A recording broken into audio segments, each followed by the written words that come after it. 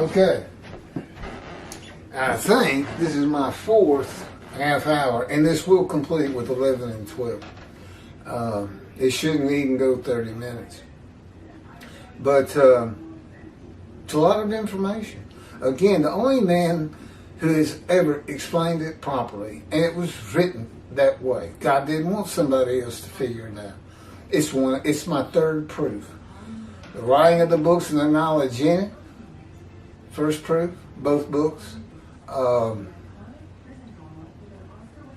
My knowledge of heaven, being Elijah, was primarily he put into the book.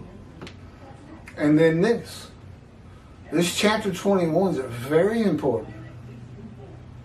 So be sure to share it, talk to people about it, and tell them, oh, well, I finally figured out 53. I figured out when God's coming back. Yeah, I did it myself. See if they believe it. They won't. He'll say, who told you? Nobody's been able to figure that out. And you say, well, that's easy. All you're going to know is Isaiah 11:53, Jeremiah 31, and Ezekiel, where you'll find God's covenant of friendship. Yeah, we got a covenant coming. And the covenant of sin forgiveness that comes in Malachi 3. When you get to Malachi 3, now you're on the last page of the prophets. And what happened? God stopped speaking to his prophets. Okay, this is his last words on what the day of the Lord is. Because he completely changes it. Completely. It was supposed to be a day, and according to, there are 7 prophets who say day of the Lord. And inevitably, it was in the Essenes of the Dead Sea Scrolls believe this too, that evil was going to be removed from the earth in one form or another. You know, evil and bad things, and it was going to be world of peace and things like that. So I can see where Rambam may have gotten off on a tangent on that, but the fact is, Malachi 3 to be interpreted in a modern time. See, that was great writing for antiquity. And there's a chapter on it and a video, and it tells you just these things. It shows what everybody said. And the scroll of remembrance, and God declared this is the day of the Lord, and I'm making a scroll of remembrance for this deed, because I know not everybody heeds me and reveres my name. And guess who's in the line of those people who don't go into the scroll? The rabbis. They've been dismissed as far as God's concerned. They don't heed him or revere his name. They'll say, wait a minute, I pray every day, I love God, this, that, and this. Look at all the things I do. And God says, yeah, you're a false teacher. You teach man's word over mine. You know, you can't cross God twice. All it's got to be is one time. How about Tovia Singer adding to the Torah by making the murdered of the Holocaust, who all died, by the way. They didn't get long alive. They weren't exposed to death. They died. Guilt offerings. Let's go to Leviticus. And a guilt offering is a compensatory offering for the destruction of religious relics and something of that nature. And you got to pay the rabbi when you offer the animal. You know, it's an atonement. It's a restitution. What does that have to do with anything? I can understand the Christians saying our guy was an unblemished lamb. AKA in Leviticus, sacrifice of an unblemished lamb. And of course, I'm blemished. 53. If you're in 53, you're blemished. If you fit it. Can't be Jesus. 11. Can't be Jesus. Not from the stump of Jesse. So, you know, I want to take this Christianity with the Jewish people saying, that's him. We believe it 100%.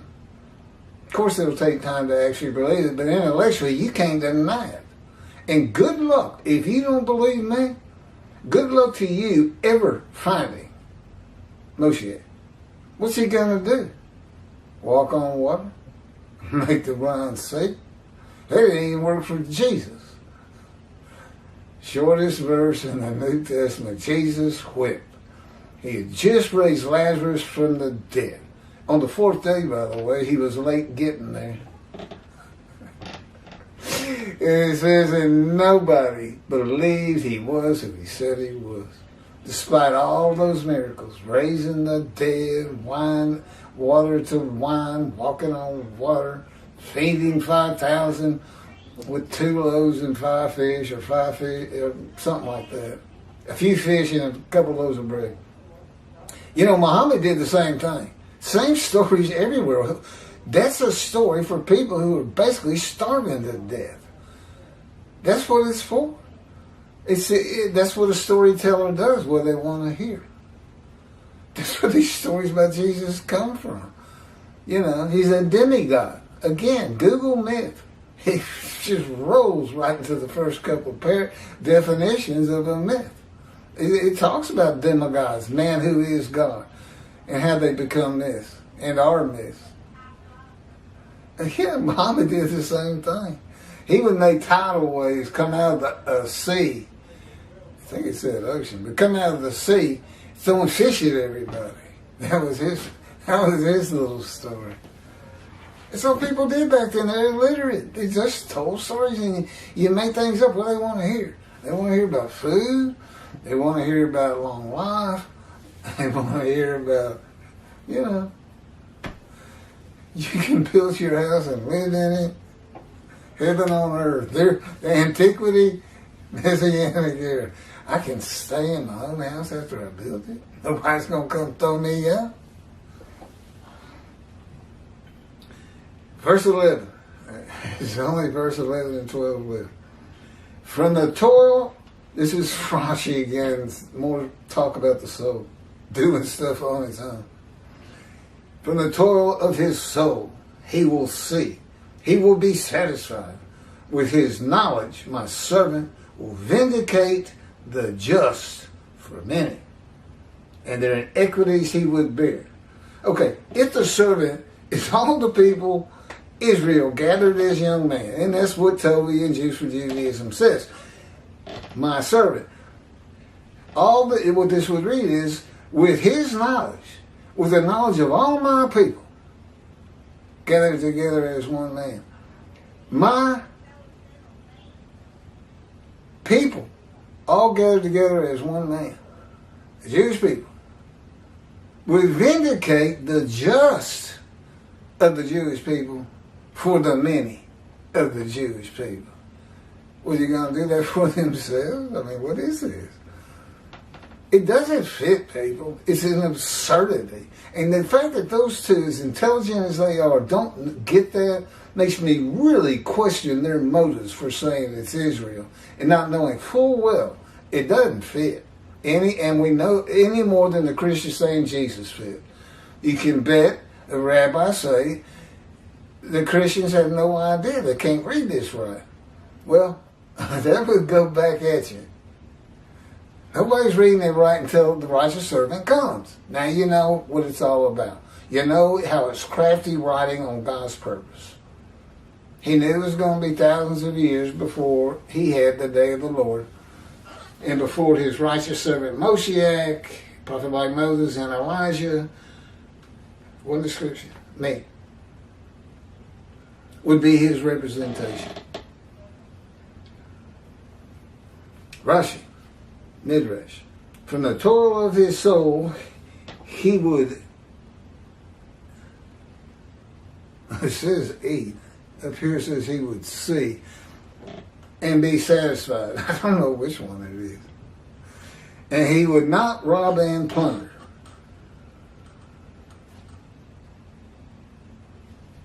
I don't know. I don't see rob and plunder in here. With his knowledge, would vindicate the just. My servant, Israel, would judge justly all those who came to litigate before him. Well, the litigate before him is the Jewish people. It's the Jewish people. Yeah. I've heard some of you say this too when you're talking about the Christians. How does God sacrifice himself since they call Jesus God? How is that? Isn't that what it's a little bit different than that. Anyway, he calls it the same problem. You can find it in the video on his explanation of 53, his commentary on 53:10. It's in there.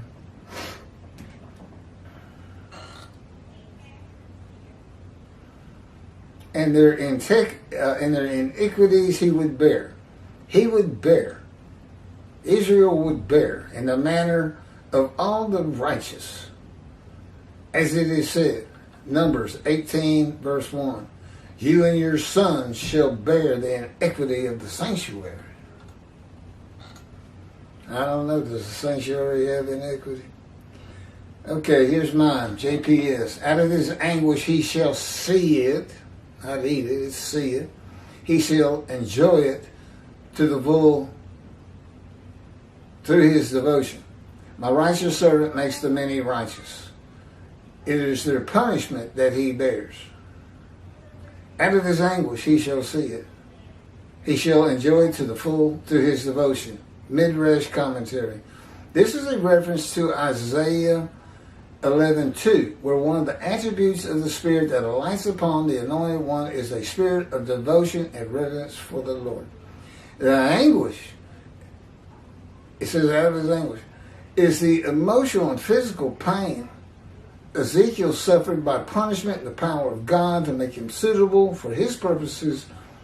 God's righteous servant, myself, when he comes out of God's fire of refinement and anguish of it, is devoted to God and to the Jewish people, who I do not want to see destroyed in the destruction of Israel, because they won't build a temple and the rabbis will not teach them that, hey, we should have a temple right now. We don't know when he's coming back.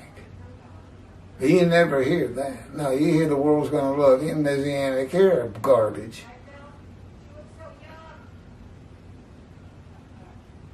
It's another reason God knew he had to come back, straighten out Judaism, and put a warning out there. What about never again, never forget? Isn't that serious? Well, why would you remember the Holocaust or that the world hates you when your rabbis are telling you the world's going to love you? False teachings, they should be dismissed, and they got no business in the Jewish heaven unless they start teaching this book, straightening everything out as servants of God. Not a righteous servant. But I don't feel that anger on the inside. I can calm right back down. God, I'm a puppet. That's all I am. Everything's good. But they do anger me. I still can get angry. I just don't feel it like I did before. It's just different. No.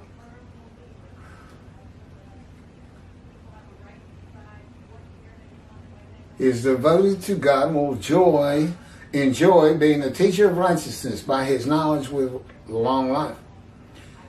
Knowledge, a Gentile must be taught not only of the Scripture, I've never read the Bible, but of the Jewish people and their history, the Middle East, war, Israel and its government, and all else he may need to know, like Abraham, a stranger in a strange land of a strange language. And just as Ezekiel was given knowledge in his fire of refinement.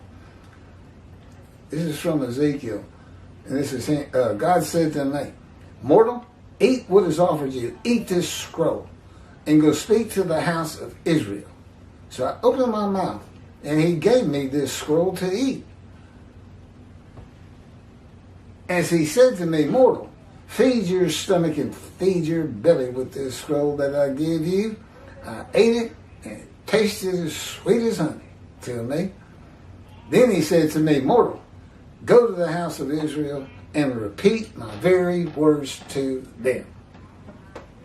That's writing for antiquity. You don't eat a scroll and say it tastes like honey. Okay? He said, what is being said here? He's being taught the Scripture in the fire of refinement. My righteous servant makes the many righteous. It is their punishment that he bears.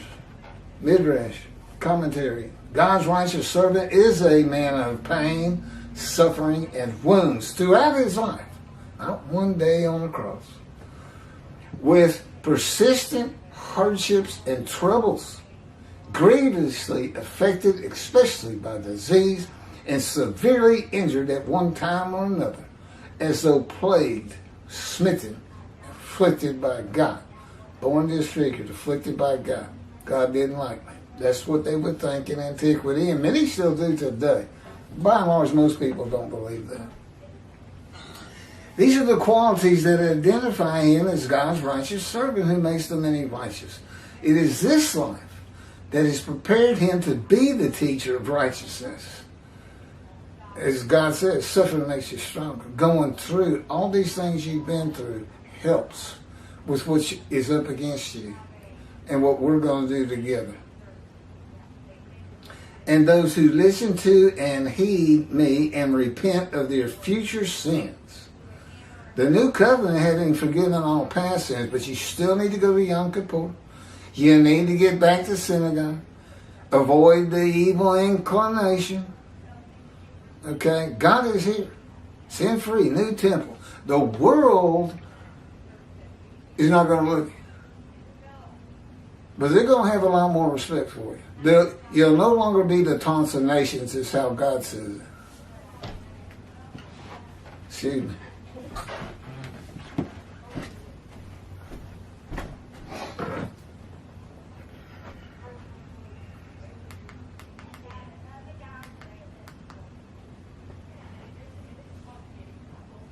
Commercial.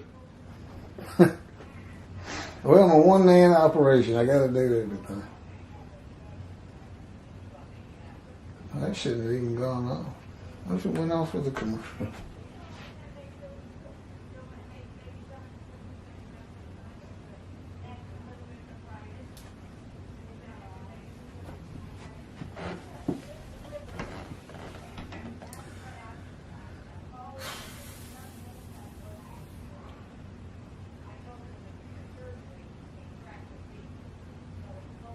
Those who listen to and heed me and repent of their future sins. Again, continue to go to Yom Kippur. Just know that those sins you did before, some might have some in childhood that they really regret, and they're just never sure if God's forgiven them, though they attend Yom Kippur and the high holidays every year. The New Covenant forgives all current sins in your past. In the practice of Judaism, and again, today, it's been modified. Be mindful of it. I don't know exactly what it means. He doesn't tell me. He says that's for everybody else to decide of their own. And returning to synagogue are made righteous. Those who are in right standing with God. Another term that really is something he taught me. And the rabbis are not in right standing with God for their false teachings as much as anything. There's other things God says, but this is the one that's important.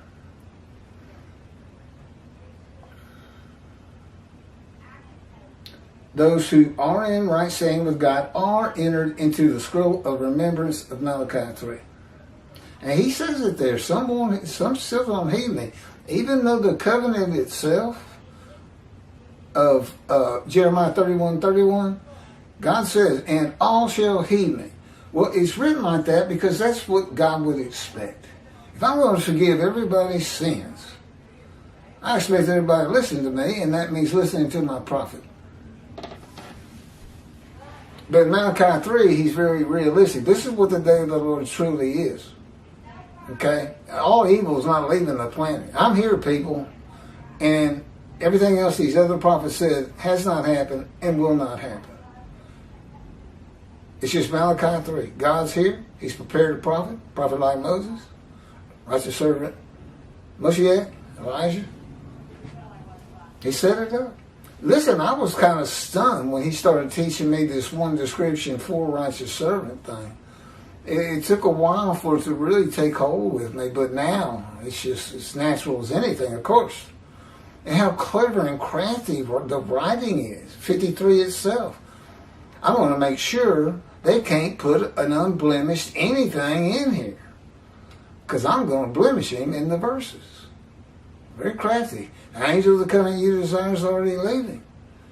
Well, Jesus describes John the Baptist as Elijah, the messenger who receives the new covenant of Jeremiah 31, but he leaves out the angel of the covenant that you desire, knowing full well, with his knowledge, that meant sin forgiveness of the Jewish people. So why do you go to your death? And again, I don't think he thought he was. Father, Father, why have you forsaken me? There it goes blurry again. But it always comes back, so I'm going to keep going and finish up. Malachi 3. The Lord has heard and noted it, and the scroll of remembrance has been written at his behest concerning those who revere the Lord and esteem his name. And on the day that I am preparing, said the Lord of hosts, they shall be my treasured possessions. I will be tender toward them as a man is tender toward a son who ministers to them. There's a way of interpreting it to say that's how God treats you in heaven. He's not going to come down here and treat you like that. And that's why being in the scroll of remembrance is the doorway to heaven, the Jewish heaven. The scroll of remembrance is not the book of life. The day that I am preparing is the day of the Lord. A man who is tender towards the Son and ministers to him is a man who never wants to be without him, always with God in heaven. For behold, I am creating a new heaven and a new earth. The former things shall not be remembered. They shall never come to mind. Be glad then and rejoice forever in what I am creating, for I shall create Jerusalem as a joy and her people as a delight. This is Isaiah 6, that was Isaiah 65, 17 through 18. Isaiah 66, verse 22. For as the new heaven and the new earth, which I will make, shall endure by my will, declares the Lord, so shall your seed and your name endure, the name of Israel. The new heaven where the name Israel shall endure is a heaven with the addition of the angels Israel. This is after Judgment Day. And God decides primarily for this period from 1948, at least till my death, that go into the scroll of remembrance. They'll be angelic. It's a new host of angels. That's why it's a new heaven. Now he says earth's going to be the same. I've explained that. He's going to choose a people again. Jewish people in heaven can sit out on their balcony of their rooms. I've been to the rooms. And watch creation created. Watch God make man. Watch him choose a people. And you're going to see a lot of things that happen to the Jewish people. When he chooses somebody, things can get pretty rough. But suffering makes you stronger. That's why you're still here, Jewish people. I'm still here too. I've done plenty of it. Suffering.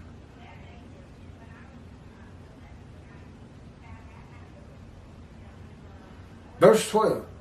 Therefore I, God, this is from Rashi's book, still God, will allot him a portion in public, and with the strong he shall share plunder, because he poured out his soul to death, and with transgressions he was counted, and he bore the sin of many and interceded the transgressions. Do you see that? What he says in his Bible? Hebrew Bible, again, use your JPS. He poured out his soul to death. The man who's going to get long life and make the many righteous with long life in his knowledge. This is Rashi. And you don't need a Christian reading that. He's exposed to that. Verse 12. Wait till you read my 12 from the JPS. Okay, Rashi's commentary. Therefore, commentary. Before he did this, I will allot him an inheritance and a lot, land, in public with the patriarchs.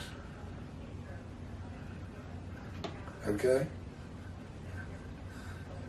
I don't have to be in public. You can just give me my inheritance. You can give me my portion. Let's go to Vegas is what I always say. That's right, and cheat. God says, I'm not cheating. Stop asking me that. I said, all you got to do is look at the other poker hands and tell me what's in them. I said, what about roulette? Have balls rolling around, just make it stick. Yeah. He won't do it, you know. We're never going to get to Israel as far as I'm concerned. I'm going to die in there. He poured out his soul to death. He's got, in quotes, Genesis 24:20. And she emptied her pitcher. Poured out his soul to death. And she, is that the bride? Emptied her pitcher.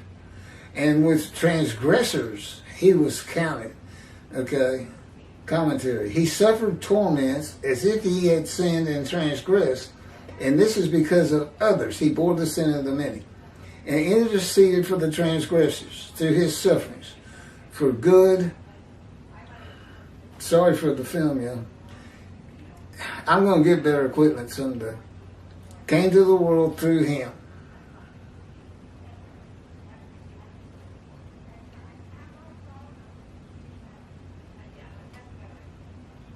Okay, JPS in my commentary.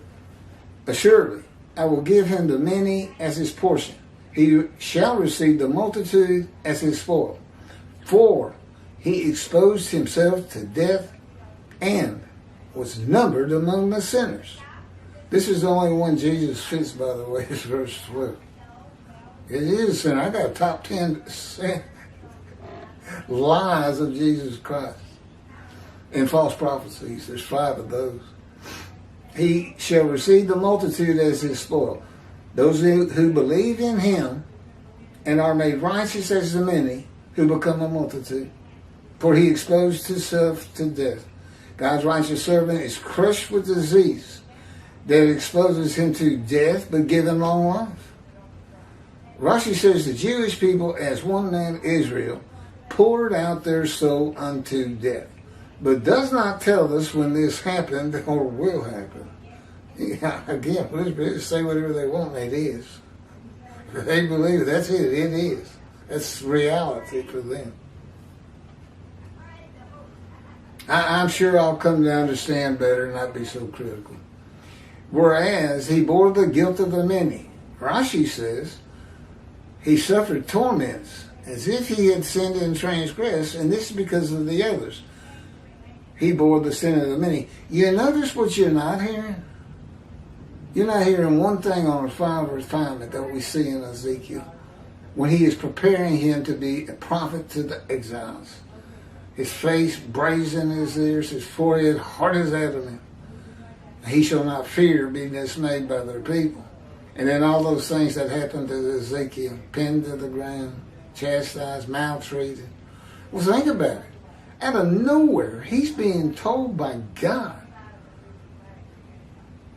Spirit of God entered him and God is in his spirit. He's being told by God. He's a man of divine beings. You're going to suffer the punishment, which is for sins, of the house of Israel and Judah. And he's a godly man, as best we know. And he'd be beside himself, maltreated. Well, wait a minute. I have never done anything. I follow your laws and stuff as best I can. He even says that at one time, Lord, apparently the Lord threw him a dead rabbit or something because he says, Lord, I have never eaten the flesh of a dead animal since that, forever. And God says, this is one I was trying to remember. God says, I don't give you dung for your bread. Well, how kind. That's a kind of chastisement. But he does say, the people of Jerusalem will eat human feces. So he told Ezekiel, look, I'm not making you eat human feces. But, yeah, I give you done. It's in there, but it's in the Hebrew Bible. That's God being really funny.